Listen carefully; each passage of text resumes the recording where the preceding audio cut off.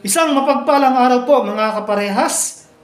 Biglaan po tayong bumisita dito po sa Barangay Balukok, Apalit, Pampanga, na kung saan po ating makakapanayam ang tunay na gumagawa, at gagawa pa ng maraming kabutihan dito po sa Barangay Balukok, Apalit, Pampanga. Akin pong buong karangalang pinakikilala po sa inyo si Honorable Barangay Captain Joseph Pate de la Cruz. Kap, good morning po. Kumusta na po ba kayo? Mabuti naman po at nasa mabuting kalagayan naman po tayo. Kap, napansin po namin na bagong-bago po yung barangay nyo, malinis at maaliwalas. Kumusta na po ba ang ating mga naipangako ng halalan? Ito po ba yung nabigyan na po ba natin ng katugunan para lang po sa kaalaman ng ating mga manonood? So far po sa lahat po ng mga pinangako natin ay atin naman pong natupad. Isa na po dyan ang libreng wifi sa ating mga mag-aaral. Saan po ay sa pakikipagtulungan po ng mga small provider na ating pong pinakiusapan, sila po ay nagbigay po ng mga free wifi sa ating Balukok Elementary School, Balukok High School at dun sa ating Banag Elementary School. At isa pa po dyan sa pinangako natin, yung pong magkaroon po tayo ng mga katulad nitong mga barangay hall na bago, covered court, sa tulong po ng ating buting mayor at ng ating mahal na gobernador, nagkaroon po ng katuparan. At ganoon din po dun sa mag-asawang nagbigay ng lupa na Tito Ponce at Julie Ponce. Okay. Kap, kung ano po ba ang nakikita po ninyo ngayon na dapat pong i-priority po sa ating pong nasasakupan pong barangay? So far po, bukod sa mga infrastructure, sa mga farm to market,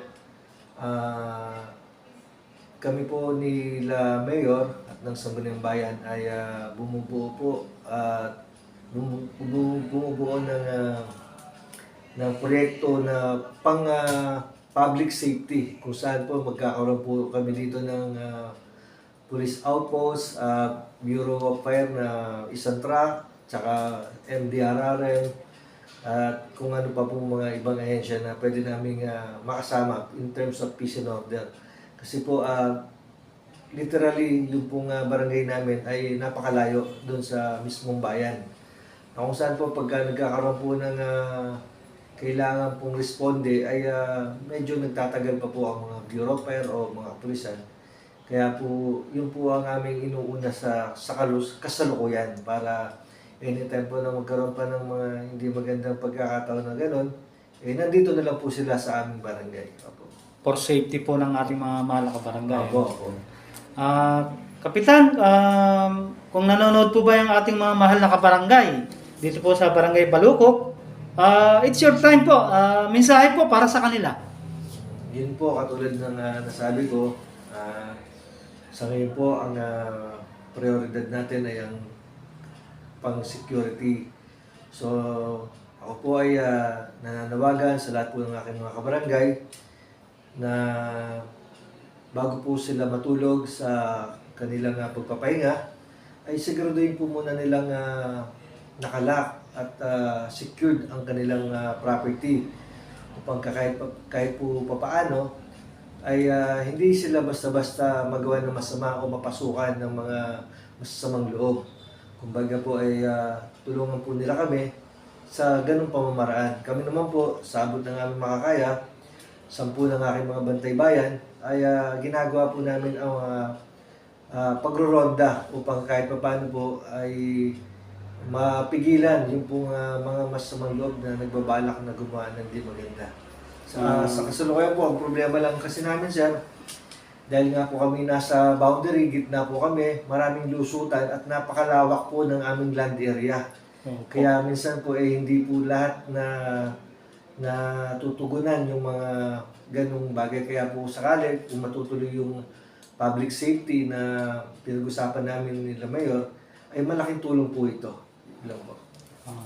Kapitan, ano nang po ating mensahe sa ating masisipag na mga barangay workers? Ganon din po sa ating mga kasangguni.